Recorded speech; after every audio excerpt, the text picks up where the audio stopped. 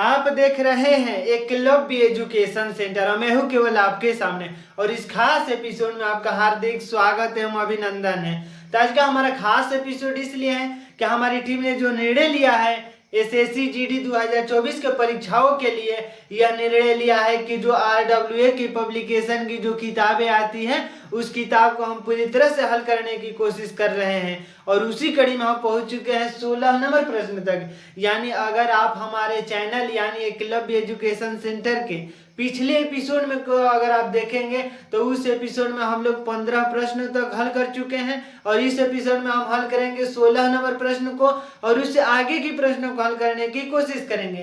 तो आइए इस एपिसोड का शुरुआत करते हैं। और यह जो प्रश्न है यह प्रश्न आरडब्ल्यूए पब्लिकेशन की जो एसएससी जीडी के लिए जो मैथ की किताबें आती है उसी किताब से यह प्रश्न है और चैप्टर है एलसीएम एंड एचसीएफ। अगर आपके पास किताब नहीं है तब आरडब्ल्यूए के ऐप को डाउनलोड करके और वहां पर बुक के ऑप्शन में जाकर आप बुक डाउनलोड कर देंगे और वहां देखेंगे तो यह प्रश्न आपको मिल जाएगा। एलसीएम एंड एचसीएफ चैप्टर दूसरा ही चैप्टर है और यह प्रश्न है 16 नंबर। तो आइए इस प्रश्न को करते हैं। हम यहाँ पर आरडब्ल्यूए लिख भी दिए हैं किताब की ताकि आप आसानी से समझ पाएंगे कि यह जो प्रश्न है यह प्रश्न कहाँ से आ रहे हैं। यानी यह आरडब्ल्यूए पब्लिकेशन की जो एसएससी जीडी के लिए मैथ की किताबें आती है उसी किताब से यह प्रश्न है। तो आइए 16 नंबर प्रश्न को हल करते हैं। और हमारे सामने जो प्रश्न कह रहा है कि 3/8, 5/12, 15/16 का एचसीएफ क्या होगा। तो आइए इस प्रश्न को हल करते हैं। सबसे पहले जब इस तरह से हमारे भिन्नात्मक जब संख्याएं होंगी तब एचसीएफ निकालने के लिए हमें सूत्र मालूम होना चाहिए कि एचसीएफ बराबर होता है HCF of numerator upon LCM of denominator. यानी इस तरह से आप इस सूत्र को जानते होंगे। हमारी संभावनाएं हैं कि आप समझ पा रहे होंगे। जब एचसीएफ निकालना हुआ संख्या भिन्नात्मक होंगी तब हम एचसीएफ निकालने के लिए HCF of numerator upon LCM of denominator कर देते हैं। तो इसी तरह से जब एचसीएफ ऑफ न्यूमरेटर की जब कल्पनाएं करेंगे, एचसीएफ न्यूमरेटर है हमारे पास 3, 5, 15। यानी जब दो संख्याएं अभाज्य हो और दूसरी संख्या है तो इस तरह से इसका एचसीएफ हम सामान्य तौर पर मान सकते हैं कि 1 होगा, क्योंकि 3 और 5 अभाज्य संख्या है और अभाज्य संख्याएं जब किसी संख्या में शामिल होंगी तो निश्चित तौर पर उसका एचसीएफ 1 होगा। क्योंकि अगर 3 का निकालेंगे तो 3 एक ही बार में 3 से ही कटेगा, 5 5 से ही कटेगा। तो इस तरह से ये जो एचसीएफ होगा यह 1 होगा। और जब एलसीएम की हम कल्पनाएं कर रहे हैं एलसीएम ऑफ डिनोमिनेटर की, यहाँ पर न्यूमरेटर की तो यहाँ पर डिनोमिनेटर की जब कल्पनाएं कर रहे हैं यानी 8, 12 और 16, तो इसका हम एलसीएम निकाल देते हैं। यानी जब हम एलसीएम निकालते हैं 8, 12 और 16 का तो हमारे सामने होगा 4, 6, 8, फिर होगा यहाँ पर 2, 3, 4, फिर 2 से करेंगे तो 1, 3, 2, फिर 2 से करेंगे तो हमारे सामने 1, 3, 1, यानी 3 से करेंगे फिर तो 1, 1, 1, यानी एलसीएम जो होगा हमारे सामने एलसीएम होगा 2 दूनी का 4, 4 दूनी का 8, 8 दूनी का 16 और 48। यानी जो हमारे सामने एलसीएम होगा डिनोमिनेटर का वो 48 होगा और एचसीएफ 1 होगा। इस तरह से जो हमारा जो प्रश्न कह रहा है कि एचसीएफ क्या होगा तो यह बराबर होगा 1/48। तो इस तरह से हम पहले प्रश्न को हल कर चुके हैं और पहला प्रश्न कह रहा है जो कि एचसीएफ निकालना है। यानी न्यूमरेटर और डिनोमिनेटर की जब कल्पनाएं हो रही है तो उस समय एचसीएफ निकालने के लिए हमारे पास सूत्र होता है HCF of numerator upon LCM of denominator. तो हम एचसीएफ निकाल देते हैं। जब एचसीएफ निकालना हो और उस संख्याओं में अभाज्य संख्याएं भी शामिल हो तो हम इस तरह से मान लेते हैं कि उसका एचसीएफ 1, क्योंकि यहाँ पर इसका एचसीएफ निकालेंगे तो 1 ही होगा, क्योंकि 2 जब अभाज्य संख्या है तो इनका 1 इसका भी 1 और इसका 3 × 5, यानी जैसे ही 3 × 5 करेंगे तो जो कॉमन मिल रहा है तीनों में जो संख्या है कॉमन 1 ही तो केवल मिल रहा है कॉमन। तो इस तरह से हमारा एचसीएफ 1 होगा।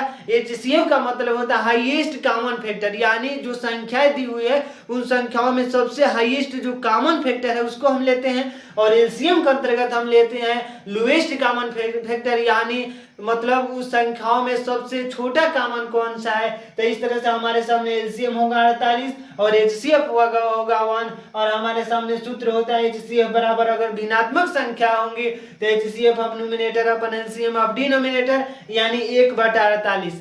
तो इसी क्रम में हम 16 नंबर प्रश्न को हल कर चुके हैं। अब हम बातें करेंगे 17 नंबर प्रश्न की। तो आइए इस 17 नंबर प्रश्न को भी देख लेते हैं।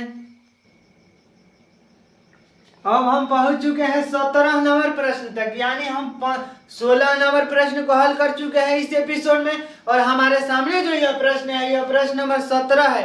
तो आइए इस प्रश्न को हल करते हैं। तो हमारे सामने जो 17 नंबर प्रश्न कह रहा है कि 32 और 40 का एलसीएम x के वर्ग से 9 कम के बराबर है। यानी 32 और 40 का एलसीएम जो है x के वर्ग से 9 कम है, यानी x स्क्वायर से 9 कम है। तो x स्क्वायर माइनस हम कह सकते हैं। तो 32 और 40 का एलसीएम x स्क्वायर माइनस 9 के मतलब बराबर है। तो x का धनात्मक मान हमें बताना है, यानी x ऐसी संख्या बताना है जो पॉजिटिव हो, यानी प्लस में हो।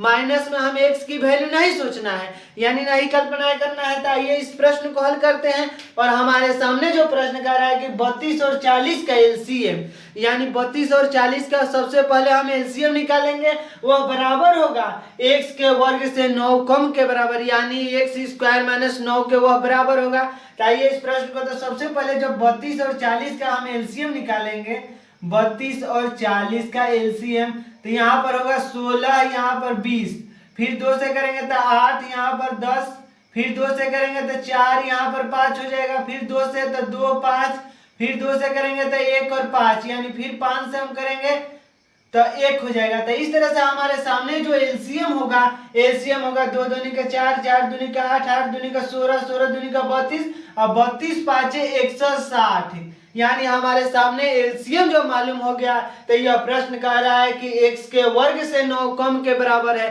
यानी जो एलसीएम का वैल्यू है x स्क्वायर माइनस 9 के बराबर है। तो आप समझ पा रहे होंगे कि हम क्या कर रहे हैं। तो जैसे ही जो एलसीएम है, यानी एलसीएम बराबर है x स्क्वायर माइनस 9 के, यानी x के वर्ग।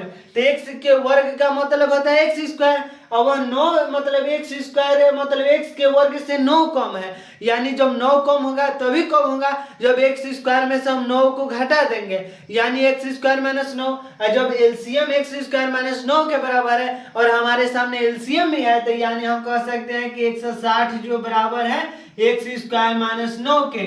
तो इस तरह से हम कह सकते हैं कि x स्क्वायर बराबर हो सकता है 169, यानी इधर जब माइनस में मतलब निगेटिव में 9 है तो इधर आएगा तो पॉजिटिव हो जाएगा। तो इस तरह से जो x का वैल्यू होगा, यानी x की वैल्यू होगी वो 169 अंडर रूट 169, यानी x इक्वल टू 13। तो हम 13 को गुणा कर देंगे तो हो जाएगा 3 9, यहाँ पर 3, यहाँ पर 3, और फिर यहाँ पर 1, यानी 169 हो गया। तो इस तरह से हमारे जो x के पॉजिटिव में वैल्यू होंगे वो होंगे 13। यानी हम पुनः बता रहे हैं कि यह प्रश्न क्या कह रहा है कि 32 और 40 का एलसीएम जो है x के वर्ग से 9 कम के बराबर है, यानी 32 और 40 का जो एलसीएम होगा वो x स्क्वायर माइनस 9 के बराबर होगा। तो इस तरह से हम इस प्रश्न में सबसे पहले एलसीएम निकालेंगे। एलसीएम जो हमारा आया 160, तो 160 हम लिख चुके हैं। इसके बाद x स्क्वायर माइनस 9 के जब बराबर है तो 160 अगर बराबर में हम कर दिए हैं, यानी 160 बराबर x स्क्वायर माइनस 9, तो x स्क्वायर की जो वैल्यू होगी वो होगी 169, यानी 169 तो 13 का ही तो वर्ग होता है। इस तरह से हमारे सामने जो उत्तर होगा, यानी 17 नंबर प्रश्न का जो उत्तर होगा वो होगा 13। और x का धनात्मक मान ज्ञात करना है, तो x का धनात्मक मान 13, क्योंकि 13 एक पॉजिटिव संख्या है तो पॉजिटिव में ही लिए हैं, माइनस की कहीं पर भी कल्पना नहीं हुई है। तो इस तरह से जो x की वैल्यू होगी 13। तो इस तरह से हम 17 नंबर प्रश्न को हल कर चुके हैं। अब हमारे सामने जो प्रश्न होगा 18 नंबर। तो आइए इस प्रश्न को हल करते हैं। अब हमारे सामने जो प्रश्न है यह प्रश्न नंबर 18 है, यानी हम 16 नंबर प्रश्नों को भी हल कर चुके हैं और 17 नंबर प्रश्नों को भी हल कर चुके हैं, और यह प्रश्न नंबर 18 है। तो आइए इस प्रश्न को हल करते हैं। 18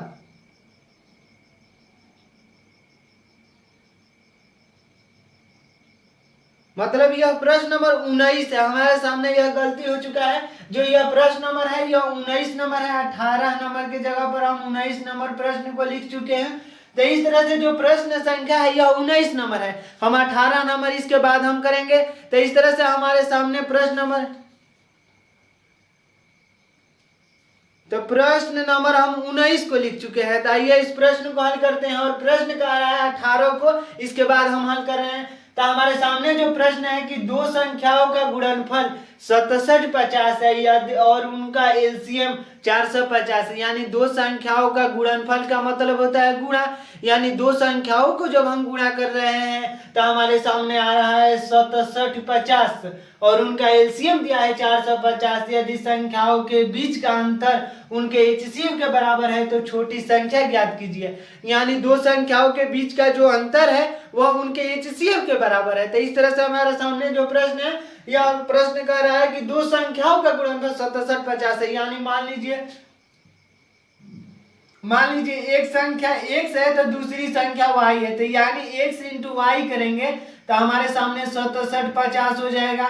यानी हम पुनः बता रहे हैं कि दो संख्याओं का गुणनफल है, यानी हम दो संख्याओं को सबसे पहले मानेंगे। मान लिए कि हम पहली संख्या x है और दूसरी संख्या को मान लिया हम y है। यानी पहली संख्या जब x है हम यहाँ पर लिखते रहे। अगर पहली संख्या अगर x है, पहली संख्या मान लीजिए अगर x है तो दूसरी संख्या होगी y, निश्चित तौर पर y होगी। तो इस तरह से हमारे सामने दूसरी संख्या जो है बराबर है y के, यानी पहली संख्या अगर x है तो दूसरी संख्या निश्चित तौर पर y होंगी। और हमारे सामने जो प्रश्न कर रहा है कि दो संख्याओं का गुणनफल 6750 है, तो दो संख्याओं का गुणनफल का मतलब होता है कि दो संख्याओं का मल्टीपल। तो इस तरह से हम x इंटू वाई कर देंगे, मतलब मल्टीप्लाई कर देंगे। तो जब x इंटू वाई को हम कर रहे हैं तो x इंटू वाई बराबर है 6750, यानी 6750 के बराबर है। x और y के जो गुणनफल का रिजल्ट है वह 6750 यानी इस तरह से अब उनका एलसीएम 450 है। यानी एलसीएम भी हमारे सामने है, एलसीएम बराबर है 450। इस तरह से यदि संख्याओं के बीच का अंतर उनके एचसीएफ के बराबर है, यानी संख्याओं का बीच का अंतर या बराबर है x माइनस वाई, यानी एचसीएफ के बराबर है। तो इस तरह से जो प्रश्न में जो तमाम तरह का हमारे सामने डाटा उपलब्ध कराया है, यह प्रश्न हम तमाम डाटा को लिख चुके हैं। और हमारे सामने जो प्रश्न में कह रहा है कि दो संख्याओं का गुणनफल यानी x इंटू वाई बराबर है 6750 के, और हमारे सामने एलसीएम भी दे दिया है, यानी एलसीएम 450 के बराबर है। इसके बाद हमारे सामने कह रहा है कि x माइनस वाई, यानी दो संख्याओं के बीच का अंतर अगर एचसीएफ के बराबर है, यानी x माइनस वाई तो एचसीएफ के बराबर है। जब दो संख्याएं हम मान लिए, पहली संख्या x और दूसरी संख्या y, यदि दो संख्याओं के बीच का अंतर की जो कल्पनाएं होंगी, यानी x और y के बीच ही तो कल्पनाएं हो रही है, यानी x माइनस वाई, तो x माइनस वाई जब एचसीएफ के बराबर है। तो आइए इस प्रश्न को हल करते हैं। हमारे सामने x इंटू वाई, यानी हमारे सामने एलसीएम और एचसीएफ की जो बातें हो रही है, यानी पहली संख्या भी है दूसरी संख्या भी है, हमारे सामने एलसीएम भी है एचसीएफ भी है। तो हमारे सामने जो सूत्र होता है पहली संख्या यानी फर्स्ट पहली संख्या गुणे से दूसरी संख्या, हम इस तरह से लिख रहे हैं, शायद आप इस समझ रहे होंगे इस बात को। तो पहली संख्या गुणे दूसरी संख्या बराबर होता है एलसीएम इंटू एचसीएफ का। आप समझ पा रहे होंगे कि हम इस सूत्र का जो प्रयोग कर रहे हैं, यानी सूत्र इसलिए हम प्रयोग कर रहे हैं क्योंकि हमारे सामने जो पहली संख्या भी मालूम है, दूसरी संख्या भी मालूम है, एलसीएम भी मालूम है, एचसीएफ भी मालूम है, तो हम क्यों ना इसी सूत्र को लगाएं। तो हमारे सामने जो सूत्र है इसी सूत्र को लगा दिए हैं। और हमारे सामने जो दो संख्याओं का इंटू एक्स इंटू वाई की जो वैल्यू है, यानी एक्स इंटू वाई, तो पहली संख्या गुणे दूसरी संख्या बराबर होता है एलसीएम और एचसीएफ का। यानी जब हमारे सामने पहली संख्या x है तो दूसरी संख्या निश्चित तौर पर y होंगी, यानी दोनों का मल्टीपल यानी मल्टीप्लाई करेंगे तो हमारे सामने 67 से 50 हो जाएगा। और इसका वैल्यू हमारे प्रश्न में भी दिया है। तो इस तरह से एलसीएम हो जाएगा 450। यानी अब एचसीएफ की जब बातें होंगी तो हमारे सामने एचसीएफ यानी x माइनस वाई, तो एचसीएफ हमारे सामने हो जाएगा 6750 बटा 450, यानी 6750 अपन 0 से 0 कट गया। अब 45 मतलब 675 में 45 से जब भाग देंगे, 675 में 45 से, यानी एक बार में जाएगा, यहाँ पर बचेगा 2 और यहाँ पर बचेगा 2 और फिर 2, यानी 45 बचे, यानी 45 5 से अगर गुणा कर दे रहे हैं तो हमारे सामने 225 आ जा रहा है। इस तरह से हमारा जो HCF होगा, HCF बराबर होगा 15 का, यानी हम HCF भी निकाल चुके हैं। और हमारे सामने पहली एक बार हम पुनः बता रहे हैं कि यह जो फॉर्मूला हम इसलिए लगाए हैं क्योंकि हमारे सामने जो पहली संख्या भी मालूम हो रही है, दूसरी संख्या भी मालूम है, HCF भी मालूम है और LCM भी मालूम है, तो हम इसी फॉर्मूले को लगाए, यानी पहली संख्या गुणे दूसरी संख्या जो बराबर होती है LCM और HCF का। तो इस तरह से हम x इंटू वाई के वैल्यू हमारे सामने है 6750, तो हम 6750 लिख दिए हैं। और एलसीएम का वैल्यू 450 है, तो हम HCF की वैल्यू आसानी से निकाल सकते हैं, यानी HCF का जो वैल्यू होगा 15 होगा। तो अब आगे हमारे सामने पूछ रहा है कि x का मतलब तो छोटी संख्याएं हमें ज्ञात करनी है, यानी हमें सबसे छोटी संख्या क्या क्या संभावनाएं हो सकती है। तो आइए अब इस प्रश्न को हल करते हैं। जब हमारे सामने x माइनस वाई की जो बातें हो रही है, x माइनस वाई बराबर 15 है, हम इस तरह से कर दे रहे हैं x माइनस वाई बराबर 15, x इंटू वाई बराबर अगर 6750 है, तो अगर हम यहाँ से x की वैल्यू लिखकर इसमें पुट कर सकते हैं, यानी जब x की वैल्यू करेंगे तो 15 प्लस वाई, तो x की वैल्यू जब इसमें रखेंगे, यानी x की वैल्यू जब 15 प्लस वाई रखेंगे तो यहाँ पर y से गुणा हो जाएगा और 6750 के बराबर हो जाएगा। आप इस तरह से समझ पा रहे होंगे, जब x माइनस वाई बराबर, x माइनस वाई का मतलब होता है HCF, यानी दो संख्याओं के बीच का अंतर उनके HCF के बराबर है, यानी x माइनस वाई के बराबर है HCF, यानी x माइनस वाई बराबर HCF हम सामान्य तौर पर लिख चुके हैं। और हमारे सामने x माइनस वाई की जो वैल्यू है 15, यानी HCF निकाल चुके हैं यहाँ से 15, यानी अब x माइनस वाई की बराबर वैल्यू है 15, x इंटू वाई की वैल्यू है 6750, तो यहाँ से हम y की वैल्यू निकाल सकते हैं और यहाँ होगा 15y प्लस वाई स्क्वायर बराबर होगा माइनस, हम लिख सकते हैं 6750 बराबर 0। इस तरह से वाई स्क्वायर प्लस 15y अब माइनस 6750, तो इस तरह से जो हम इसका जब एलसीएम निकालेंगे, मतलब 67 से 50 का निकालेंगे, 67 से 50 का, यानी हम इसको कह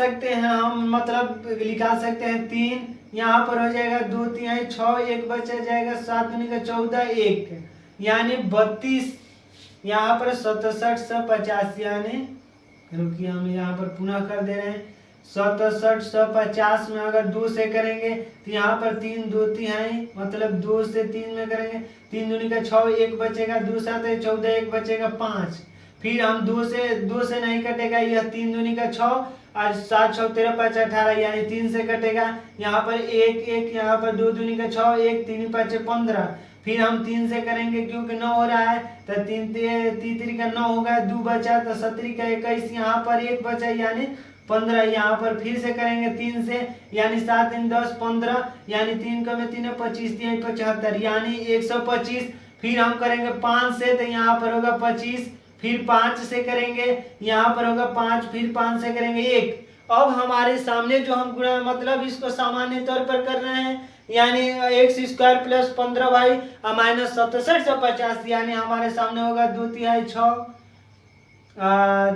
2 तिहाई 6 छतरी 18, 18 5 90 और 50 25 तिहाई 75, यानी हम 90 और 75 में गुणा करेंगे, यानी 90 गुणे 75, क्योंकि हमें यहाँ पर जीरो भी सोचना है, तो यहाँ पर 0 5 9 45 7 0 0 7 6 7 7 9 63, तो इस तरह से हमारे सामने जो आ गया मतलब 67 से 50, यानी 90 75 हो जाएगा, यानी वाई स्क्वायर प्लस 90 माइनस 15, यानी 90 माइनस 15 करेंगे, यानी 90 माइनस 75, 90 माइनस 75 करेंगे इंटू वाई माइनस 67 से 50, हम इसको हटा रहे हैं तो 67 से 50, तो इस तरह से हमारे सामने जो Y square plus 90y plus 90y minus 75y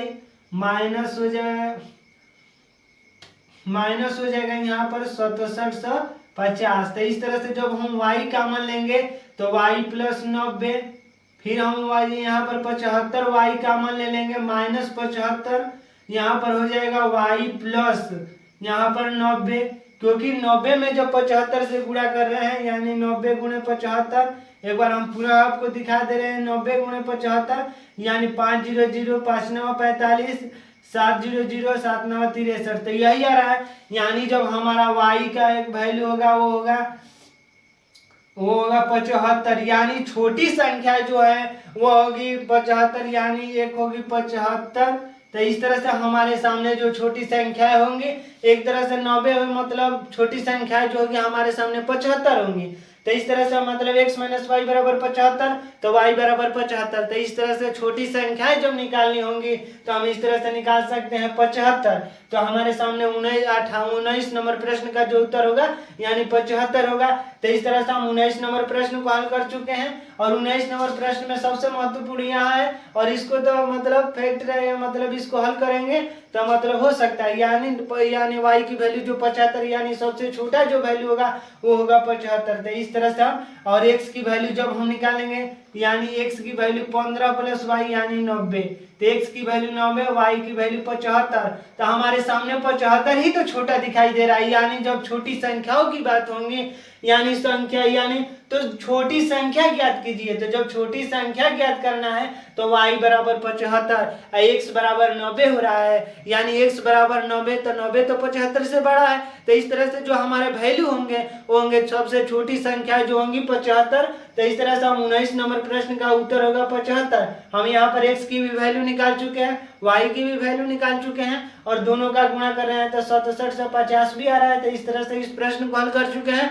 अब हमारे सामने 18 नंबर प्रश्न होगा, क्योंकि 19 नंबर हम प्रश्न को डायरेक्ट कर चुके हैं, 18 नंबर छूट गया है। तो आइए इस 18 नंबर प्रश्न को भी हल कर देंगे। इसके बाद हम पुनः 20 नंबर प्रश्न पर जाएंगे। तो आइए 18 नंबर प्रश्न करते हैं।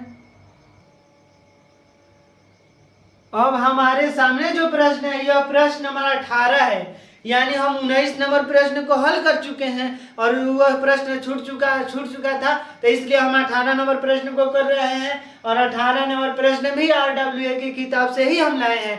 यानी जो हमारे सामने जो सभी प्रश्न हम हल कर रहे हैं यह RWA पब्लिकेशन की जो मैथ की किताबें आ रही है यानी SSC GD की स्पेशल तौर पर उसी किताब से यह प्रश्न है।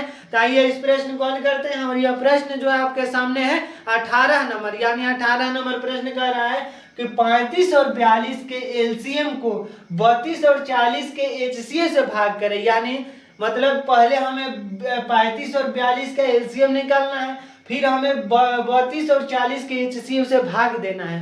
तो आइए इस प्रश्न को हल करते हैं। और यह प्रश्न को हल करते हैं, सबसे पहले एलसीएम निकालते हैं। यानी हम 35 और 42 का एलसीएम जब निकालेंगे तो हमारे सामने होगा 35 ही होगा, यहाँ पर 21 हो जाएगा। फिर हम दो से नहीं होगा, 3 से हो जाएगा, यानी 3 से यहाँ पर 35 ही होगा, यहाँ पर हो जाएगा 7। फिर हम 5 से जब करेंगे तो यहाँ पर 7, फिर 7, तो फिर 7 से करेंगे तो 1, यानी 2 से किए तो 35 का 42 का 21, फिर 3 से तब 17 का 21 तो 7, फिर 5 से किए तो 5 से 35, फिर 7 से तो 7 से 1। तो इस तरह से हमारे सामने जो एलसीएम होगा वो होगा एलसीएम 2 तिहाई 6 और 5 से 35, यानी 2 तिहाई 6 6 5 30 30 से 210, यानी जो एलसीएम होगा 210। 2 तिहाई 6 6 5 का 30 30 गुणे 7 यानी 17 का 21 यानी 210। तो इस तरह से हम जब 35 और 42 के जब हम एलसीएम निकालें तो हमारे सामने आ गया 210, और हम एचसीएफ निकालेंगे तभी तो एलसीएम को एचसीएफ से भाग देंगे।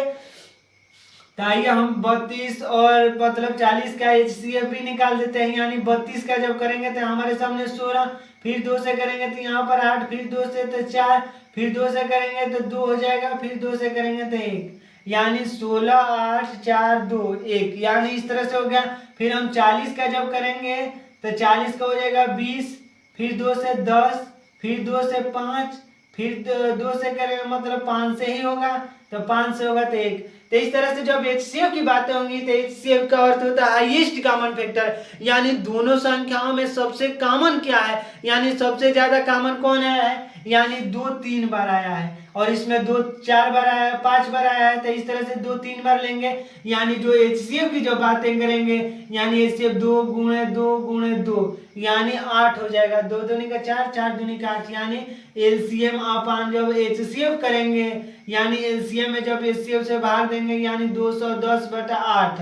तो इस तरह से हमारे सामने जब कह रहा है प्रश्न कि 35 और 42 का एलसीएम को 32 और 40 के एचसीएफ से भाग दीजिए। यानी सबसे पहले हम एलसीएम निकालेंगे 35 और 42 का, तो हमारे सामने जो एलसीएम होगा 210। इसके बाद कह रहा है कि 32 और 40 के एचसीएफ निकालना है, यानी 32 का एचसीएफ निकालेंगे। तो इस तरह से हमारे सामने मतलब प्राइम फैक्टराइजेशन मेथड मतलब इस तरह से कर रहे हैं, तो यहाँ पर हो जाएगा मतलब फैक्टराइजेशन मेथड के हिसाब से हम करें गुणनखंड विधि, यानी 32 को किए तो हमारे सामने आ गया मतलब कॉमन यानी हाईएस्ट कॉमन की जब कल्पना कर रहे हैं, यानी 2 सबसे ज्यादा बार 3 बार आया है, यानी 40 में यहाँ से हम इसमें 5 बार आए तो 2 गुणे 2 यानी 4, 4 दूनी 8। अब यहाँ पर हम 2 से घटा देंगे तो 105, यहाँ पर हो जाएगा 4, यानी 105/4 हमारा जो उत्तर हो जाएगा 105/4। तो इस तरह से हम इस प्रश्न को 18 नंबर प्रश्न को हल कर चुके हैं। और बारी हमारे सामने 20 नंबर प्रश्न, यानी 19 नंबर प्रश्न को हम हल कर चुके हैं और 20 नंबर प्रश्न को हल करेंगे। और 20 नंबर प्रश्न जो करेंगे, आइए इस प्रश्न को हल करते हैं। अब हमारे सामने जो प्रश्न है यह प्रश्न नंबर 20 नंबर है, यानी हम प्रश्न नंबर इससे पहले 18 को किया और 19 को इससे पहले ही कर चुके हैं। यानी हमारे सामने जो प्रश्न है यह 20 नंबर प्रश्न है और 20 नंबर प्रश्न भी RWA के किताब से ही है। इस प्रश्न को अगर आप देखना चाहते हैं, वास्तव में अगर आपको देखने की इच्छा है तो आप इस प्रश्न को देख सकते हैं RWA पब्लिकेशन की, यानी LCM एंड HCF दूसरा ही चैप्टर है SSC GD मैथ की जो किताबें आ रही है उस किताब से यह प्रश्न है और यह प्रश्न नंबर 20 है। अगर आपके पास किताब नहीं है तो आप अपने मोबाइल्स में मतलब मोबाइल में अगर RWA के ऐप को डाउनलोड करेंगे और उस ऐप में बुक का डेमो बुक का जो ऑप्शन है उसमें क्लिक करेंगे और PDF डाउनलोड करके इस प्रश्न को आप देख सकते हैं। तो आइए इस प्रश्न को हल करते हैं और यह प्रश्न नंबर 20 है और LCM एंड HCF चैप्टर से ही है और प्रश्न नंबर 20 को हल करते हैं। और हमारे सामने जो प्रश्न कर रहा है कि 18, 24, 25 से विभाज्य 6 अंक या सबसे छोटी संख्या के अंकों का योग ज्ञात करना है। यानी 6 अंकों की सबसे छोटी संख्या कौन सी है जो इन मतलब 18 से भी विभाज्य होंगी, 24 से भी विभाज्य होंगे और 25 से भी विभाज्य होना चाहिए, अभी शर्त है। और वह संख्या 6 अंक की सबसे छोटी संख्या की कल्पना करेंगे। यानी आइए इस प्रश्न को करते हैं और हमारे सामने जब भी छोटी संख्याओं का जिक्र होगा यानी छोटी संख्याओं का जिक्र होगा तो हम LCM निकालते हैं और जब बड़ी संख्याओं का संभावनाएं को तलाशना होंगे तो हम HCF निकालेंगे। तो आइए इस प्रश्न को हल करते हैं और सबसे पहले हम LCM निकालेंगे तभी तो हमारे सामने आधार उत्पन्न होगा। तो इस तरह से आइए इस प्रश्न को हल करते हैं और LCM निकाल देते हैं। यानी छोटी संख्या की जब बातें हो रही है तो LCM ही निकालते हैं। और 18, 24, 25 यानी हम 2 से करेंगे तो यहाँ पर 9 होगा, 12 होगा, 25 फिर 2 से करेंगे तो यहाँ पर 9 होगा, यहाँ पर 6, यहाँ पर 25 फिर 2 से करेंगे तो 9, 3 फिर 25 फिर 3 से होगा, यानी यहाँ पर 3 यहाँ पर 1, 25 यानी फिर 3 से यानी 1, 1, 25 यानी 5 से करेंगे तो 1, 1 और 5 यानी हमारे सामने जो होगा यानी जब LCM की बातें करेंगे तो LCM होगा हमारे सामने होगा 2 दूनी के 4, 4 दूनी का 8, 8 5 40, 40 9 यानी 9 चौका 36 यानी 360। तो इस तरह से हमारे सामने यानी जो LCM होगा यानी 2 दूनी के 4, 4 दूनी का 8, 8 5 का 40 और 40 9 यानी 9 चौका 36। तो इस तरह से हमारे सामने जो होगा 360 यानी LCM जब निकाल दिया है 360 और 6 अंकी की सबसे छोटी संख्या क्या होती है तो 6 अंकों की सबसे छोटी संख्या 1 2 मतलब 5 जीरो लगा देंगे तो वो 6 अंकों की सबसे छोटी संख्या मिल जाएंगी। अब हम जब मतलब 360 आ रहा है यानी 2 दूनी का 4, 4 दूनी का 8, 8 5 का 40 9 चौका 36 यानी 360। इस तरह से हमारे सामने जो आ गया 360 यानी जब हम 360 अगर एक भी घटा रहे यानी हमारे सामने इस प्रश्न को मतलब 360 अगर 1000 में हम 360 से भाग देते हैं यानी 1 2 3 4 5 यानी हमारे सामने आ गया 360 में जो भाग देते हैं यानी जब 2 बार में करेंगे तो यहाँ पर होगा 720, 720 में यानी 2 यहाँ पर 8 यहाँ पर हो जाएगा 380 यानी यहाँ पर हो जाएगा 280। 280 बच रहा है। फिर हम यहाँ पर दो मतलब 1 0 नीचे लिख देंगे तो यहाँ पर हो जाएगा। तो फिर हम दो मतलब 70 का 21, यानी हमारे सामने होगा 0, फिर 7 42 4, 70 का 21 4 25, यानी हम 360 गुणे 7 कर देंगे तो 7 0 0 7 42 4, 70 का 21 4 25, तो 2520 आया। मतलब जब भाग देंगे जो मतलब शेषफल आएगा तो उसको ऐसे करेंगे तो हमारे सामने होगा 2, यहाँ पर 8 होगा, यहाँ पर 7, 7 में से 5 गया यानी 280। फिर हमारे सामने बच गया यहाँ से इतना। फिर हम 7 से जब भाग देंगे तो हमारे सामने जो बचेगा यानी 2520। तो इस तरह से जब 2520 होगा तो यहाँ पर होगा 2, यहाँ पर होगा 8 और यहाँ पर होगा ये मतलब 7 में से 5 गया यानी 280। तो 280 जो संख्या होंगे मतलब अगर इस संख्या में अगर 280 को घटा रहे हैं तो हमारे सामने वो संख्या 360 से कटेंगे या 280 जोड़ देंगे, यानी इसमें 280 को अगर जोड़ दे रहे हैं तो वह संख्या निश्चित तौर पर मतलब विभाज्य हो जाएंगे 360 से।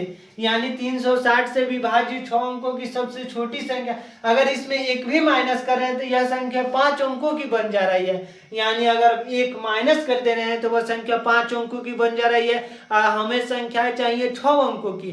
जब 6 अंकों की संख्या चाहिए तो इस शेषफल को जब इसमें जोड़ देंगे, यानी जैसे ही इसमें जोड़ देंगे तो हमारे सामने वह संख्या निश्चित तौर पर विभाज्य हो जाएंगी।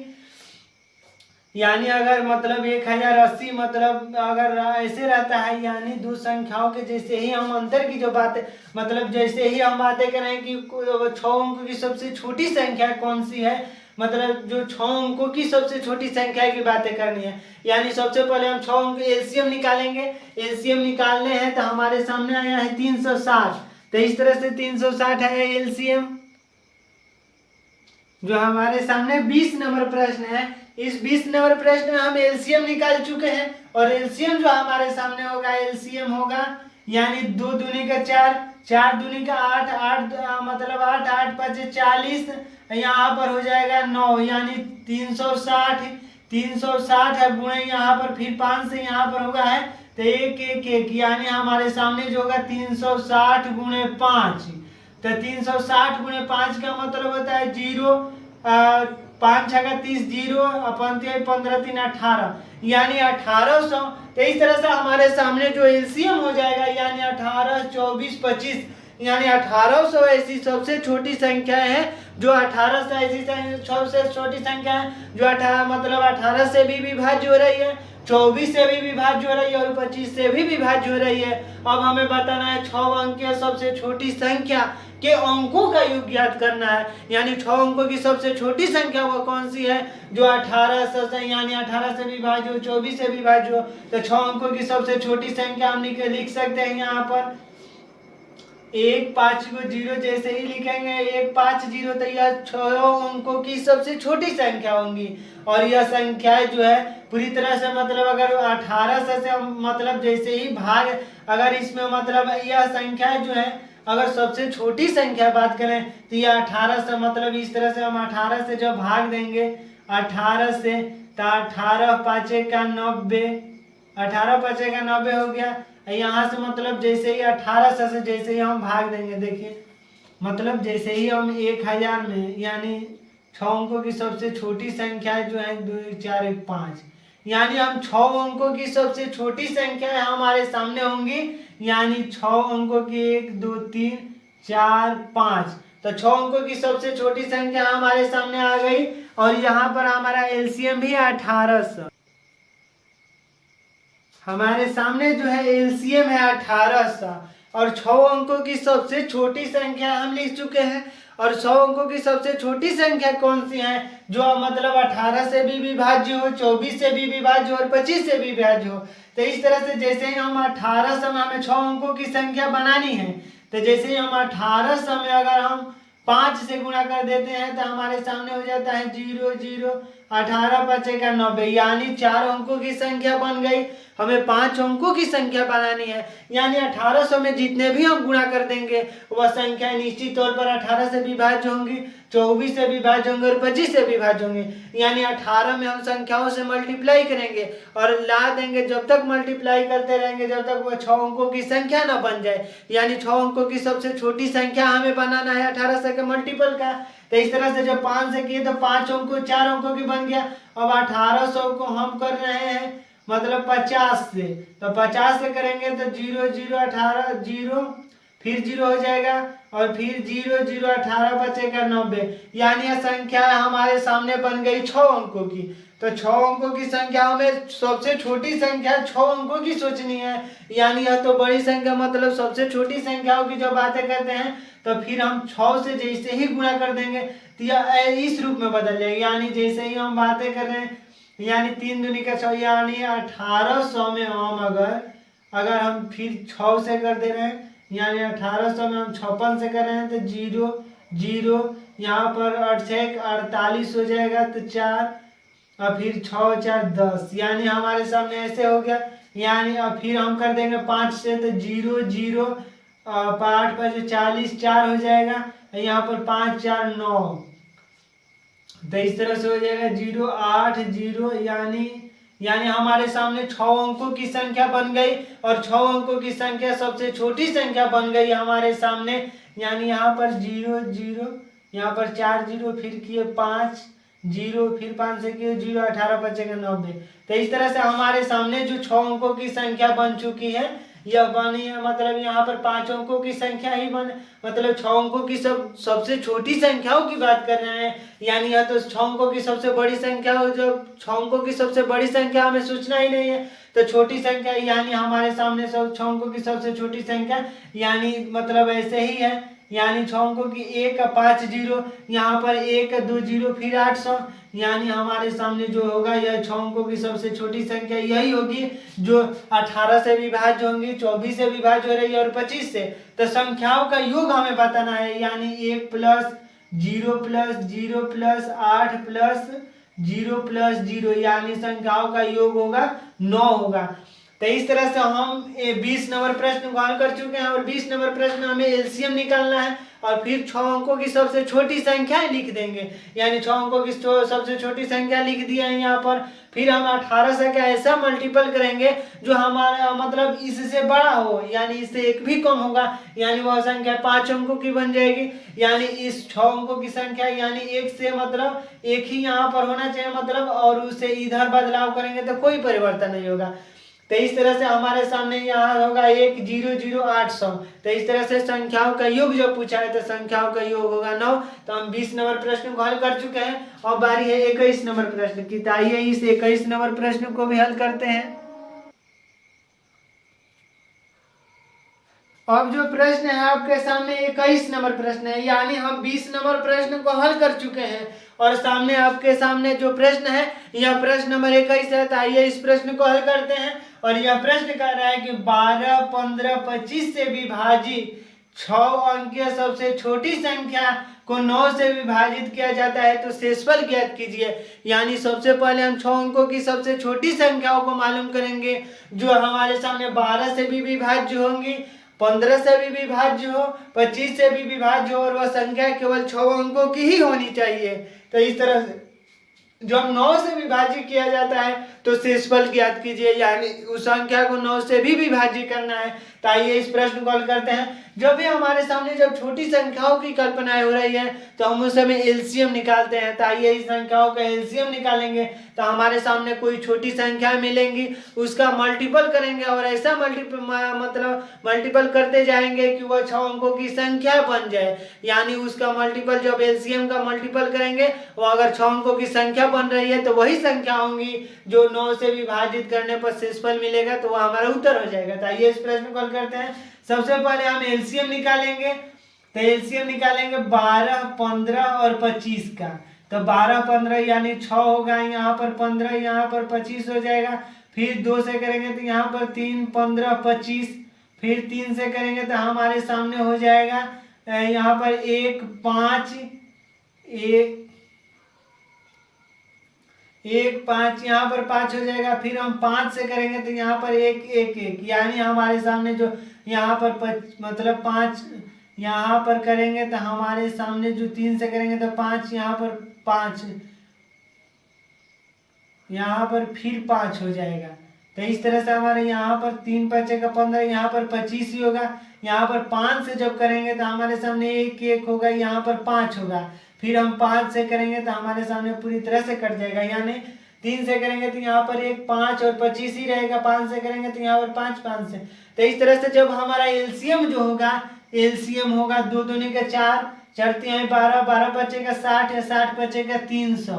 तो इस तरह से एलसीएम हम निकाल चुके हैं 300, यानी जो कह रहा है कि 12 15 यानी 25 से विभाज्य, तो जो 300 है वो 12 से भी विभाज्य होगा, 15 से भी विभाज्य होगा और 25 से भी विभाज्य होने वाली है 300 संख्या है। यानी 300 ऐसी संख्या है जो इन तीनों संख्याओं से विभाजित हो जा रही है। यानी हमको 6 अंकीय संख्या की कल्पना करना है, यानी 300 को हम मल्टीप्लाई करते जाएंगे, यानी उस संख्याओं को हमें ऐसा बनाना है। यानी 6 अंकों की सबसे छोटी संख्या होंगी 2 3 4 1 5 हो जाएगा, यहाँ पर एक 6, यानी 3 2 5 1 6। तो इस तरह से सब 6 अंकों की सबसे छोटी संख्या यही है। और यह लेकिन 300 मतलब यह पूरी तरह से 12 से नहीं विभाज्य है, 15 से विभाज्य, यानी छोटी संख्या ऐसी हमें ढूंढना है जो मतलब इस तीनों संख्याओं से विभाज्य हो जाए। यानी अगर इसमें हम 300 से भाग देते हैं तो हमारे सामने अगर -9 मतलब 100 कर देते हैं तो हमारे सामने यह जो संख्या है यह पूरी तरह से मतलब 9 मतलब 300 से कट जाएगी। यानी जैसे ही हम इसमें 300 से भाग देते हैं, यानी जैसे ही अगर हम मान लीजिए 300 ऐसे कर दे रहे हैं, हम आपको आसानी से हम कर दे रहे हैं इस प्रश्न को, तो यहाँ पर होगा 3 2 5 यानी 3 4 1 5, यानी 300 का ऐसा मल्टीप्लाई करते जाएंगे कि वो संख्या 6 अंकों की, यानी 30 से जब करेंगे तो हमारे सामने होगा 30 0, फिर 0 हो जाएगा, 3 0 0, यहाँ पर 9, तो ये 4 अंकों की ही संख्या बनी। यहाँ पर जब 300 को हम करेंगे यहाँ पर 100 से कर रहे हैं, यानी हम करेंगे अगर तो 0 0 यहाँ पर हो जाएगा 0 0, फिर 0 हो जाएगा। तो इस तरह से फिर करेंगे तो 0 0 3, यानी यह तो संख्या मतलब तो जब हम ऐसी संख्या ढूंढनी है जो मतलब पूरी तरह से विभाज्य, अगर 100 माइनस हम कर दे रहे हैं और प्लस 300, यानी हमारे सामने अगर ऐसे कर दे रहे हैं, यानी हम ऐसा हमें अंक ढूंढना है जो मतलब 12 से भी विभाज्य हो, 15 से भी विभाज्य और 25 से विभाज्य, हमें ऐसी संख्या ढूंढनी है। हमें एलसीएम ही निकाल चुके हैं और एलसीएम आया है हमारे 300। और जैसे ही हम 6 अंकों की सबसे छोटी संख्या निकाल चुके हैं, यानी 6 अंकों की सबसे छोटी संख्या कौन सी है, तो इसमें हम 300 से भाग दे देंगे। तो 300 से भाग दे रहे हैं, यानी यहाँ पर होगा 3, यहाँ पर होगा 900, फिर लिखेंगे 100 बचेगा हमारे सामने, फिर यहाँ पर 0 आ जाएगा, फिर 3 से करेंगे तो हमारा होगा 900, फिर यहाँ पर जब 100 आया तो फिर एक 0 आ जाएगा, यानी फिर 3 से करेंगे तो हमारे सामने 900 आया, यानी फिर शेषफल 100 बच गया। यानी अगर 9 से यानी इसमें 100 घटा देंगे, यानी 2 3 4 5, यानी इसमें से 100 घटा देंगे तभी यह संख्या 300 से कट जाएंगी। यानी अगर 100 घटाते हैं तो 300 से कट जा रही है, या हम इसमें 100 घटाकर प्लस 2 मतलब 300 जोड़ दे रहे हैं तभी यह संख्या कट जा रही है। यानी 900 जैसे ही यहाँ पर मतलब 100 घटाकर 300 जोड़ेंगे तो वह संख्या कट जाएंगी। यानी हम इसमें मतलब 3 2 5, यानी इसमें हम अगर 200 जोड़ देते हैं तो यह संख्या पूरी तरह से कट जाएगी। यानी अगर जो शेषफल है, शेषफल जो इसमें से घटा देंगे तो यह संख्या जो पूरी तरह से विभाज्य होंगी तो शेषफल नहीं बचना चाहिए। अगर हम शेषफल को दी हुई संख्याओं में से घटा देते हैं तो निश्चित तौर पर वह संख्या मतलब इससे विभाज्य हो जाती है। तो जैसे ही 300 विभाज्य होने के लिए हमें 100 घटाना पड़ेगा, तो जब 100 घटा देंगे तो वो 5 अंकों की संख्या बन जाएगी। तो 5 अंकों की संख्या हमें नहीं मालूम करना है, हमें 6 अंकों की मतलब सबसे छोटी संख्या 6 अंकों की संख्या सोचनी है। यानी हम 100 घटाकर अगर 300 जोड़ रहे हैं तो हमारे सामने हो जा रहा है, या हम 200 जोड़ेंगे तभी यही बात हुआ। यानी हमारे सामने जो होगा हो 2, फिर होगा यहाँ पर 2 0, यानी 1 0 0 200। तो इस तरह से हमारे सामने हो जाएगा, यहाँ पर 9 से भाग देना है, यानी मतलब दे रहा है कि 9 से विभाजित किया जाता है तो शेषफल ज्ञात कीजिए। यानी इस संख्या में अगर हम 9 से भाग दे रहे हैं, यानी हमारे सामने जो है 1 0 0 200, इसमें हम 9 से भाग दे रहे हैं तो यहाँ पर होगा 1, तो 9 तो 1 बचा, फिर हमारे सामने 1 बचा तो फिर 9 लिख देते हैं। यहाँ पर 1 शेषफल बच रहा है, फिर यहाँ पर हम 2 लिख दिए तो फिर 1, फिर यहाँ पर 9 लिख देते हैं, हमारे सामने 3 शेषफल बचा, फिर 9 का 27 तो हमारे सामने जो बचा 3 शेषफल बचा, फिर 3 से तो यहाँ पर 9 का 27 तो फिर हमारे सामने जो शेषफल बचेगा यानी 3, तो हमारे जो 21 नंबर प्रश्न का जो उत्तर होगा वो उत्तर होगा 3। तो इस 21 नंबर प्रश्न में सबसे महत्वपूर्ण है कि हम एलसीएम निकालेंगे यानी सबसे छोटी संख्याओं को निकालेंगे। तो सबसे छोटी संख्या 300 है, यानी 300 वह संख्या है जो 12 से विभाज्य हो रही है 15 से 25 से।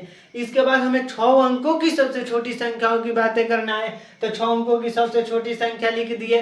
अगर हम उसमें 300 से जो भाग दे रहे हैं या हम 300 का मल्टीपल करते जाएंगे वो 6 अंकों की संख्या जो बन जाएगी, तो हम वहाँ पर रुक जाएंगे। या हम अगर एक मतलब 6 अंकों की सबसे छोटी संख्या हम अगर 300 से भाग दे रहे हैं तो हमारे सामने शेषफल 100 बच रहा है, यानी 100 अगर घटा देते हैं तो यह संख्या पूरी तरह से विभाजित हो जाएंगी।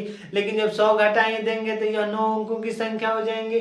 तो हमें मतलब 6 अंकों की सबसे छोटी संख्याओं की बातें करना है, तो यहाँ पर हम अगर 200 जोड़ देते हैं तो वह 6 अंकों की सबसे छोटी संख्या होंगी जो मतलब 9 से मतलब जो 12 से विभाज्य होंगी 15 से और 25 से। तो फिर कह रहा है कि 9 से भाग देने पर शेषफल ज्ञात कीजिए, यानी हम 9 से भाग दिए और 9 से भाग देने पर हमारे सामने शेषफल 3 बचा। तो इस तरह से हम 21 नंबर प्रश्न को हल कर चुके हैं। अब हम करेंगे 22 नंबर प्रश्न को हल। अब हमारे सामने जो प्रश्न है यह प्रश्न नंबर 22 है। तो आइए इस 22 नंबर प्रश्न को भी हल करते हैं। और 22 नंबर प्रश्न कह रहा है कि निम्न में से वह कौन सी संख्या है जिसमें 20 जोड़ने पर वह 18 से 56 से और 42 से पूर्णतः विभाज्य हो जाती है। यानी हमें संख्या वो सबसे छोटी संख्या जो है खोजनी है जो 18 से विभाज्य हो, 56 से और 42 से विभाज्य हो, लेकिन 20 जोड़ने पर यानी 20 जोड़ने पर वह संख्या विभाजित होना चाहिए। यानी हम सबसे पहले ऐसी संख्या जो है खोजेंगे, तो सबसे छोटी संख्या ही तो खोजेंगे, यानी बड़ी संख्या तो तमाम हो सकती है, यानी बड़ी संख्याओं को तो हम कल्पना ही नहीं कर सकते हैं। तो हम समझेंगे कि सबसे छोटी संख्या वह कौन सी है जो 18 से विभाज्य हो जा रही है, 56 से भी विभाज्य हो जा रही है और 42 से भी विभाज्य हो जा रही है। यानी हमें सबसे छोटी संख्याओं को सोचना है, यानी बड़ी संख्या तो तमाम हो सकती है। तो आइए इस प्रश्न को हल करते हैं। और सबसे पहले छोटी संख्या यानी एलसीएम निकालेंगे, तभी तो वह छोटी संख्या मिलेंगी जो 18 से विभाज्य होगी 56 से और 42 से। इसके बाद 22 जोड़ने पर यानी अगर 20 को घटा देते हैं इस छोटी संख्या में तो हमारा उत्तर हो जाएगा। तो आइए इस प्रश्न को हल करते हैं। तो हमारे सामने जो होगा 18, 56 और 42। तो जब 2 से करेंगे तो यहाँ पर 9, यहाँ पर 28, 21, फिर 2 से करेंगे तो यहाँ पर 9, 14 हो जाएगा, यहाँ पर 14, यहाँ पर 21, फिर 2 से तो 9, 7, 21, फिर 3 से करेंगे तो यहाँ पर होगा 3, 7, 7, फिर 3 से करेंगे तो 1, 7, 7, यानी 7 से जब करेंगे तो 2 दूनी का 4, 4 दूनी का 8, 8 का मतलब 3 दूनी 17 का 8 का 24, 2 दूनी का 4, 4 दूनी का 8, 24, 24 गुणे 21, एलसीएम बराबर हो जाएगा 24 गुणे 21। तो इस तरह से हो जाएगा 4, यहाँ पर हो जाएगा 2, यहाँ पर 2 चौके 8, यहाँ पर 2 दूनी का 4, तो 4, 2, 8, 2, 10, यहाँ पर 504। तो इस तरह से जो हमारा एलसीएम हो जाएगा 504। तो वो 504 वह छोटी संख्या है जो 18 से भी विभाज्य हो रही है, 56 से भी विभाज्य हो रही है और 42 से पूर्णतः विभाज्य हो जा रही है 504। यानी हमें जो प्रश्न करा है जिसमें 20 जुड़ने पर विभाज्य हो, यानी अगर 20 घटा देंगे यानी हमारे सामने हो गया 4, यहाँ पर 8 है, यहाँ पर 4, यानी 484 ऐसी संख्या है। अगर इसमें 20 जोड़ देते हैं 484 में अगर 20 जोड़ देते हैं तो वह संख्या निश्चित तौर पर 504 हो जाएंगी। यानी 504 जो संख्या है वो होंगी 18 से विभाज्य होंगी, 56 से भी विभाज्य हो रही है और 42 से भी विभाज्य हो रही है। इस तरह से 504 होगा। लेकिन प्रश्न के अनुसार हमें सोचना यानी वह संख्या सोचना है कि जिसमें 20 जोड़ रहे हैं तो वह संख्या निश्चित तौर पर 18 से विभाज्य 56 से और 42 से, और 18, 56, 42 से विभाज्य हो जा रही है 504। और 504 में जैसे ही 20 घटा देंगे यानी 484 ऐसी संख्या है जिसमें अगर 20 जोड़ देते हैं तो वह 18 से 56 से 42 से पूर्ण रूप से विभाजित हो जा रही है, यानी हमारा जो उत्तर होगा 484। और हमारा जो उत्तर मतलब 22 नंबर प्रश्न का 484, यानी 484 में अगर 20 जोड़ देते हैं तो वह पूरी तरह से 18 से 56 से और 42 से विभाज्य हो जाएंगी। तो इस तरह से उत्तर हो जाएगा 484। और 22 नंबर प्रश्नों को भी हल कर चुके हैं। और हमारे सामने जो अगला प्रश्न है, यह अगला प्रश्न है 23 नंबर। अब हमारे सामने जो प्रश्न है यह प्रश्न नंबर 23 है, यानी 22 नंबर प्रश्न को हम हल कर चुके हैं और यह इस एपिसोड में हम पहुंच चुके हैं 23 नंबर प्रश्न तक। यानी जो भी प्रश्न हम यहाँ पर हल कर रहे हैं, यह प्रश्न जो है RWA पब्लिकेशन की जो मैथ की किताबें आती हैं SSC GD के लिए, उसी से यह प्रश्न है। तो इसी कड़ी में हम पहुंच चुके हैं 23 नंबर प्रश्न तक, यानी 22 नंबर प्रश्न तक हम हल कर चुके हैं और यह सामने आपके है 23 नंबर। तो आइए इस प्रश्न को हल करते हैं। और यह प्रश्न कह रहा है कि 2/5, 4/14 और 6/25 का एलसीएम ज्ञात कीजिए। यानी 2/4, 4/15 और 6/25 का एलसीएम ज्ञात करना है। यानी जब हमें एचसीएफ ज्ञात कर रहे थे पिछले प्रश्नों में, तो एचसीएफ बराबर होता है HCF of numerator upon LCM of denominator. यानी अगर आप शायद अगर पिछले प्रश्न को देखे होंगे तो एचसीएफ का जो सूत्र होता है कि एचसीएफ अगर भिन्नात्मक संख्याएं होंगी, अगर भिन्नात्मक संख्याओं में हम जब एचसीएफ निकालते हैं तो उसका एचसीएफ होता है HCF of numerator upon LCM of denominator. तो उसी क्रम में हम बातें करेंगे जब एलसीएम हो, यानी जब एलसीएम होगा तो हम करेंगे एलसीएम निकालना होगा तो LCM of numerator, LCM of numerator upon HCF of denominator. आप इस आधार पर समझिए, यानी अगर हम एचसीएफ जब निकालते थे तो एचसीएफ अगर भिन्नात्मक संख्याओं का एचसीएफ जब निकालना होगा तो एचसीएफ निकालते थे HCF of numerator upon LCM of denominator की कल्पना कर रहे थे। तो उसी क्रम में जब हमें एलसीएम निकालना हो तो एलसीएम निकालने के लिए LCM of numerator upon HCF of denominator. तो आइए इस प्रश्न को हल करते हैं। और सबसे पहले इस प्रश्न में हमारे सामने न्यूमिनेटर यानी एलसीएम ऑफ न्यूमिनेटर यानी 2, 4 और 6 का हमें एलसीएम निकालना है। तो आइए इस एलसीएम को निकालते हैं। 2, 4, 6, यानी हम 2 से करें तो 1, 2, 3, फिर हम 2 से करेंगे तो 1, 1, 3, फिर 3 से करेंगे तो 1, 1, 1। यानी हमारे सामने जो एलसीएम होगा, एलसीएम ऑफ न्यूमिनेटर हो जाएगा 2 दूनी का 4, 4 तिहाई 12। तो जो हमारे सामने 2 का 2 तो 2 मतलब यहाँ पर 2 फिर 3, 2 से किए तो यहाँ पर 1, 3 तो 3 से किए, यानी जो एलसीएम होगा एलसीएम ऑफ न्यूमिनेटर को निकाल चुके हैं 12। अब एचसीएफ ऑफ डिनोमिनेटर की जो बातें करेंगे, एचसीएफ ऑफ डिनोमिनेटर यानी 5 का, 15 का और 25 का। तो इस तरह से जब 5 का करेंगे तो 5 तो एक ही बार में, जब 15 का करेंगे तो 3, 5 यहाँ पर 5 हो जाएगा तो एक, यहाँ पर जब 25 का करेंगे तो 5, 5 यहाँ पर फिर 5 हो जाएगा। तो हम सब हाईएस्ट कॉमन फैक्टर यानी वो हाईएस्ट नंबर कौन सा है जो तीनों संख्याओं में कॉमन हो, यानी 5 एक बार आया है इसमें, तो हमारा सामने इसमें भी एक बार, यानी जो एचसीएफ होगा वो होगा 5। तो एचसीएफ ऑफ डिनोमिनेटर यानी एचसीएफ जो होगा 5 होगा, एलसीएम होगा 12। अब हमें एलसीएम जब होगा तब 5 मतलब जो होगा एलसीएम होगा 12/5। तो इस तरह से हमारा जो उत्तर होगा 12/5। एलसीएम जब हम पिछले प्रश्नों को हल कर रहे थे तो जब भिन्नात्मक संख्याओं का एचसीएफ निकालना होता है तो एचसीएफ होता है HCF of numerator upon LCM of denominator. जब हमें एलसीएम निकालना हो भिन्नात्मक संख्याओं का तो हम करते हैं LCM of numerator upon HCF of denominator. तो उसी क्रम में हम बात है कि जब एलसीएम ऑफ न्यूमिनेटर का जब हम एलसीएम निकाल रहे हैं तो हमारे सामने एलसीएम 12 आ रहा है और एचसीएफ ऑफ डिनोमिनेटर की जब हम बातें कर रहे हैं तो हमारे सामने एचसीएफ डिनोमिनेटर का 5 आया। तो जब हम एलसीएम को जब बातें कर रहे हैं तो एलसीएम होगा LCM of numerator upon HCF of denominator यानी 12/5। तो इस तरह से हम 23 नंबर प्रश्नों को हल कर चुके हैं। और अगला जो हमारे सामने प्रश्न होगा वो प्रश्न नंबर 24 होगा। तो इस तरह से 23 नंबर प्रश्न का जो उत्तर होगा 12/5। तो चलिए अगले प्रश्नों को हल करते हैं।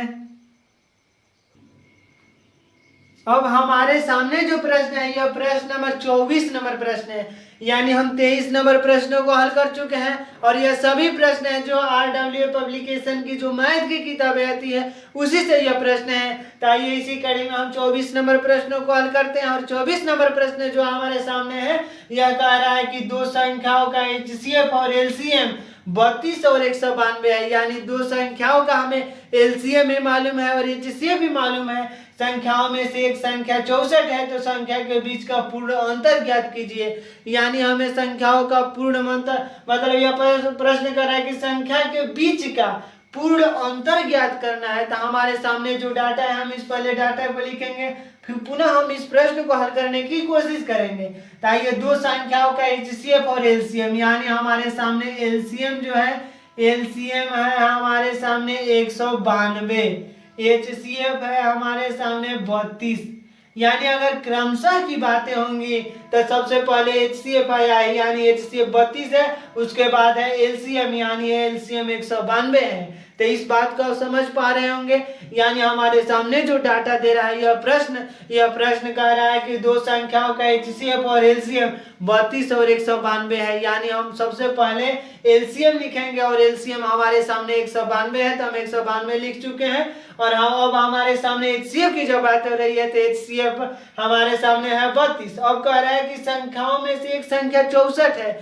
यानी हम मान ले रहे हैं कि वह संख्या जो है वह पहली संख्या x है तो दूसरी संख्या y निश्चित तौर पर होंगी। यानी हम पहली संख्या यानी अगर पहली संख्या मान लिया अगर x तो दूसरी संख्या निश्चित तौर पर y होंगी। यानी हमारे सामने अगर x की वैल्यू 64 दिया है यानी पहली संख्याओं का वैल्यू मतलब जिनमें से एक संख्या यानी x का भी वैल्यू 64 हो सकता है और y का भी वैल्यू 64 हो सकता है। तो हम निश्चित तौर पर लिख सकते हैं x की वैल्यू 64 यानी हमें y की वैल्यू निकालना है। तो इस तरह से हमारे सामने जो डाटा दिया है इस प्रश्न में तो हम लिख चुके हैं कि LCM जब 192 दिया है, HCF 32 दिया है और दो संख्याओं का LCM एंड HCF है। यानी उस दो संख्याओं में से एक संख्या का मान दे दिया है 64 तो दूसरी संख्या हमें ज्ञात करना है। यानी दूसरी दो संख्या के बीच का पूर्ण अंतर ज्ञात करना है। यानी हमें x माइनस वाई या y माइनस एक्स की वैल्यू निकालना है। यानी उन संख्याओं में से हम मतलब जो बड़ी संख्या होगी उसमें से घटा देंगे तो हमारे सामने जो संख्याओं के बीच पूर्ण अंतर ज्ञात हो जाएगा। तो आइए इस प्रश्न को हल करते हैं। हम जानते हैं कि पहली संख्या गुणे दूसरी संख्या बराबर होता है LCM इंटू HCF। हम आखिर यह सूत्र क्यों लगा दिए हैं? आखिर यह सूत्र लगाए हैं यह कारण है कि हमारे सामने पहली संख्या भी है मौजूद है, दूसरी संख्या भी मालूम है, LCM भी मालूम है, HCF भी मालूम है। तो हमारे सामने जो सूत्र होता है कि पहली संख्या गुणे दूसरी संख्या बराबर होती है LCM इंटू HCF का। यानी दो संख्याओं का जब हम गुणा कर देते हैं तो दो संख्या का गुणा का जो रिजल्ट होता है वह बराबर हो जाता है LCM और HCF का। तो उसी हम बातों को लिखेंगे यहाँ पर। तो पहली संख्या हमारे सामने जब 64 है यानी दूसरी संख्या हमको नहीं मालूम है तो हम y मान लेते हैं। LCM दिया है 192 और HCF दिया है 32। यानी हम जो कह रहे हैं कि LCM अगर 32 LCM दिया है 192 यानी सबसे लास्ट में आया तो सबसे लास्ट वाला ही तो होगा। तो LCM 192 यानी पहली संख्या 64 दूसरी संख्या को मान लिया वह संख्या y होंगी। यानी 64 इंटू y बराबर है 192 गुणे 32। अब जब हम y की वैल्यू निकालते हैं तो 192 गुणे 32 अपन 64। यानी अगर 64 को अगर 32 से दो बार में भाग दे रहे हैं तो यहाँ पर कट जा रहा है और 192 यानी 86 हो जाएगा। या 6 दूनी का 12 8 दूनी का 16 न 192 यानी यहाँ पर हो जाएगा हमारे सामने 192 का आधा। यानी 192 में हम जो जब 9 दूनी का 18 यानी हमारे सामने हो जाएगा 9 6 यानी 6 दूनी का 12 1 और 9 दूनी का 18 19 तक हमारे सामने जो उत्तर होगा एक मतलब y की जो वैल्यू होगी 96। तो इस तरह से हमारे सामने दो संख्या यानी x की वैल्यू हमारे सामने है 64, y की वैल्यू निकाल चुके हैं 96। तो इस तरह से हम y की वैल्यू 96 और x की वैल्यू 64 यानी दो संख्याओं की जो वैल्यू हमें मालूम है तो दो संख्याओं के बीच पूर्ण अंतर ज्ञात करना है। यानी हम y माइनस एक्स कर सकते हैं और y माइनस एक्स जैसे ही करेंगे यानी 96 में से हम 64 को घटा देंगे तो हमारे सामने आ जाएगा 2 यहाँ पर 3 तो 32। यानी हमारे सामने दो संख्याओं के बीच पूर्ण अंतर जो होगा 32, यही हमारा उत्तर हो जाएगा। तो यह प्रश्न बहुत ही महत्वपूर्ण है, इसलिए कि इसमें शब्दों का मतलब खेल हुआ है। जैसे दो संख्याओं का जब HCF और LCM हमें मालूम हो और इस संख्याओं के में से एक संख्या जो मालूम हो, तो मान लीजिए अगर LCM और HCF और एक संख्या मालूम हो तो दूसरी संख्या को हम y मान लेंगे। और अगर हमारे सामने जब सूत्र मौजूद है कि पहली संख्या गुणे दूसरी संख्या बराबर होता है LCM इंटू HCF का, तो इस तरह से जब पहली संख्या गुणे दूसरी संख्या LCM इंटू HCF कर दिए तो हमारे सामने 64 इंटू वाई बराबर 192 गुणे 32, यानी हमारे सामने y की जो वैल्यू होगी 96 और x की वैल्यू हमारे सामने है 64। यानी जब दो संख्याओं के वैल्यू हमारे सामने मालूम हो तो यह प्रश्न कर रहा है तो संख्या के बीच पूर्ण अंतर ज्ञात करना है, यानी संख्याओं के बीच का पूर्ण अंतर ज्ञात करना है। तो जब अंतर ज्ञात करेंगे तो हम y माइनस एक्स करेंगे, अगर x माइनस वाई करेंगे तो हमारे सामने निगेटिव वैल्यू होंगी और निगेटिव वैल्यू की चर्चा कहीं पर भी नहीं हो रही है। तो इस तरह से हम पॉजिटिव की सोचेंगे, तो जब पॉजिटिव वैल्यू को सोचेंगे तो y माइनस एक्स करेंगे, यानी दो संख्याओं के बीच पूर्ण अंतर जो होगा वो 32 का होगा। तो इस तरह से हमारे सामने जो 24 नंबर प्रश्न है, 24 नंबर प्रश्न का जो उत्तर होगा वो होगा 32। तो 24 नंबर प्रश्न को हल कर चुके हैं और अगला प्रश्न है हमारे सामने 25 नंबर का। आइए इस पर 25 नंबर प्रश्न को भी हल करते हैं। अब हमारे सामने जो 25 नंबर प्रश्न है, यानी यह 25 नंबर प्रश्न है, इस प्रश्न को अगर आपको देखने की इच्छा हो रही है, यानी यह प्रश्न को देखना चाहते हैं तो इस प्रश्न को देख सकते हैं। RWA पब्लिकेशन की जो SSC GD की जो मैथ की किताबें आ रही है उसी किताब का यह LCM एंड HCF चैप्टर का 25 नंबर क्वेश्चन है, यानी 25 नंबर क्वेश्चन हमारे सामने है और इस प्रश्न को हल करने की कोशिश करते हैं। तो आइए हमारे सामने जो है 6 110 यानी 6 110 का LCM ज्ञात करना है, यानी 6 और 110 का LCM क्या होगा। तो हम चलिए इस प्रश्न को हल करते हैं और यह RWA की बुक में यह प्रश्न आपको 25 नंबर संख्याओं में मिलेगा और LCM एंड HCF चैप्टर दूसरा ही है। अगर आपके पास किताब भी नहीं है तो आप PDF डाउनलोड करके इस प्रश्न को देख सकते हैं और वह PDF मिल जाएगा RWA पब्लिकेशन का, जो RWA का जो ऐप आता है उस ऐप से आप PDF डाउनलोड करके इस प्रश्न को देख सकते हैं। तो आइए इस प्रश्न को हल करते हैं। हमें LCM ज्ञात करना है, यानी LCM हम ज्ञात कर सकते हैं इस प्रश्न का। तो अगर 6 और 10 का, यानी 6 और 110 का जब हमें LCM ज्ञात करना हो, 6 और 110 का, तो जब 2 से करेंगे तो 3, यहाँ पर हो जाएगा 55, यानी 50 दूनी का 100 और 55 दूनी का 110। फिर हम यहाँ पर अगर 3 से कर रहे हैं यहाँ, तो 3 से करेंगे तो 1, यहाँ पर 55 ही हो जाएगा। फिर 5 से करेंगे तो यहाँ पर 11, फिर 11 से करेंगे तो 1। तो हमारे सामने जो होगा 2 तिहाई 6, 6 पाँचे का 30 और 30 गुणे 11, यानी 2 तिहाई 6 और 6 पाँचे का 30, 30 गुणे 11 हो जाएगा 1003, फिर 0 फिर 3, यानी 330, यानी जो हमारा LCM होगा, LCM हो जाएगा 330। तो हम इस तरह से 25 नंबर प्रश्नों को भी हल कर चुके हैं और 25 नंबर प्रश्न का जो उत्तर होगा वो होगा 330। यानी हम जैसे ही 2 तिहाई 6 पाँचे 30 और 30 गुणे 11 करते हैं, 30 गुणे 11 करते हैं तो 0 3, फिर 0 फिर 3 करते हैं तो 330। तो इस तरह से 25 नंबर प्रश्नों को हल कर चुके हैं और 25 नंबर प्रश्न का जो उत्तर होगा 330, यानी जो LCM होगा, यानी 6 और 110 का जो LCM होगा वो होगा 310। तो आज के इस खास एपिसोड में हम लोग मतलब 16 नंबर प्रश्न से लेकर 25 नंबर प्रश्न तक हल कर चुके हैं और इस प्रश्नों की कड़ी में हम आगे कोशिश रहेगी कि जल्दी से इस किताब को हम खत्म करने की कोशिश करेंगे। तो इस खास एपिसोड में बस इतना ही। अगर आप हमारे चैनल पर नए हैं तो हमारे चैनल को कर दीजिए सब्सक्राइब, ताकि हमारा वीडियो अगर अपलोड हो तो सबसे पहले आपके पास पहुंचे। तो धन्यवाद, थैंक यू।